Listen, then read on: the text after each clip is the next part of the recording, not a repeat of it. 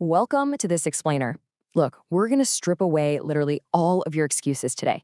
We're breaking down David Goggins' absolutely uncompromising framework for mastering the mind and defying the odds. You guys probably already know the core of his story from Can't Hurt Me, so you know this isn't some gentle, feel-good motivational chat. This is about building an unbreakable foundation from the ground up. To really get this, we have to start at absolute rock bottom. Long before he was a Navy SEAL or a world-class endurance athlete, David Goggins weighed nearly 300 pounds. He was working this dead-end night shift, spraying restaurants for roaches, basically just numbing his profound internal pain with whole cakes and milkshakes. He was entirely trapped by his circumstances. And we absolutely cannot soften this reality. His childhood was built on severe toxic stress. We're talking about a terrified, stuttering kid shaped by extreme poverty, relentless racism, and brutal physical abuse from his own father. All of that triggered a permanent fight-or-flight mode in his developing brain. It led to an undiagnosed learning disability and crippling social anxiety that just constantly made him feel less than. Honestly, he had every excuse in the world to just become a statistic.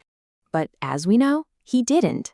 And that brings us to big idea 1, motivation versus discipline. This is the foundational concept everything else is built on.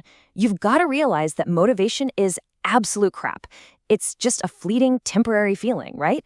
It's a pep talk that at the end of the day changes exactly nobody in the long term. Discipline, though? Discipline is permanent. It's the relentless, action-based grind required to actually rewire your brain. It's that daily grit that builds a new foundation when you absolutely do not feel like doing the work. Which leads us right into big idea 2. The 40% rule. So, once you replace motivation with discipline, you're gonna hit a wall. That's because you have a governor in your mind. Goggins argues that when you feel completely exhausted, when your brain is literally screaming at you that you're done and you've got nothing left to give, you are actually only at 40% of your true capacity. Seriously, 40%. That means there is a massive 60% of untapped potential just sitting left on the table. The governor in your brain uses pain and fear to make you quit early, but you have so much more in the tank. So how do we actually bypass that governor? That's big idea 3, the accountability mirror. You have to face the unvarnished truth about yourself every single day. Goggins literally tagged his dirty bathroom mirror with brutally honest post-it notes. We're talking no self-love fluff here.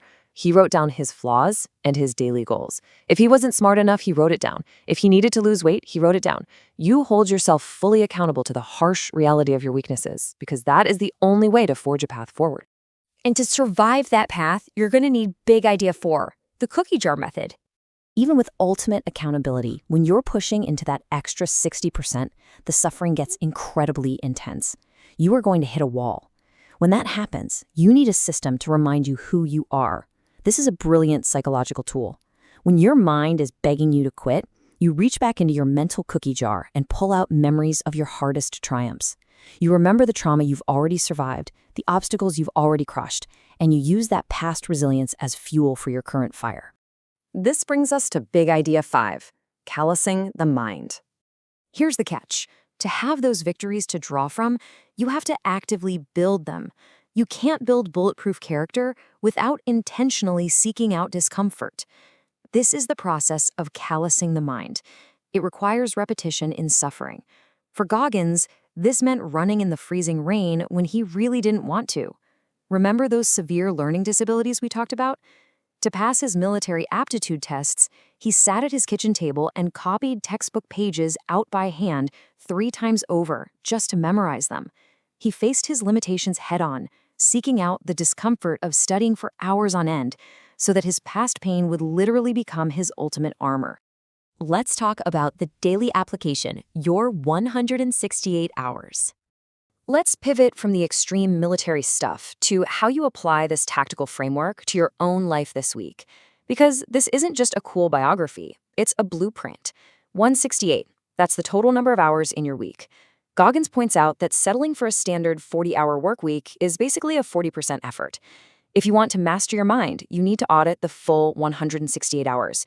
You've got to eviscerate the meaningless stuff, like doom scrolling on social media or binge-watching television. You need to schedule your life like a 24-hour mission to maximize your physical and mental growth.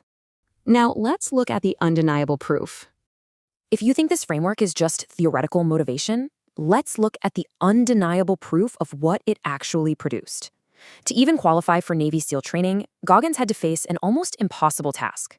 He had to lose 106 pounds in less than 3 months just to meet the height and weight requirements, all while simultaneously studying around the clock to pass the ASVB test. Let's break down that 24-hour sprints. He woke up at 4:30 a.m. every single day. He was studying, biking, swimming, and eventually running in heavy boots on a destroyed, obese body.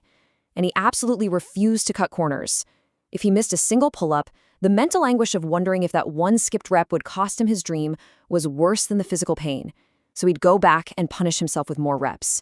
He applied discipline over motivation every single minute of the day.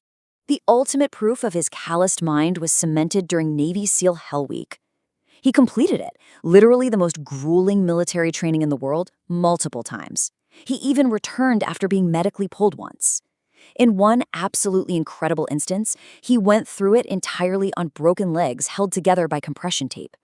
When the pain spiked, he dug into his cookie jar and told himself, "Only you, Goggins. You are a fucking machine.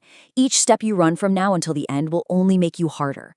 He proved, beyond a shadow of a doubt, that his mind was impenetrable. He took absolute, uncompromising ownership of his life. He didn't wait for a savior to come along. He recognized that this is the origin story of a hero, and the hero is you. And guess what? He expects you to do the exact same thing with your life.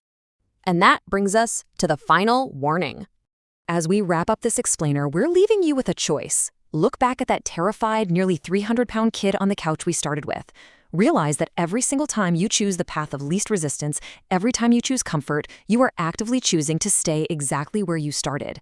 There is no finish line here. Mastering your mind is an everyday relentless battle. So what's it going to be? Are you going to stay comfortably at 40%, or are you finally ready to go to war with yourself?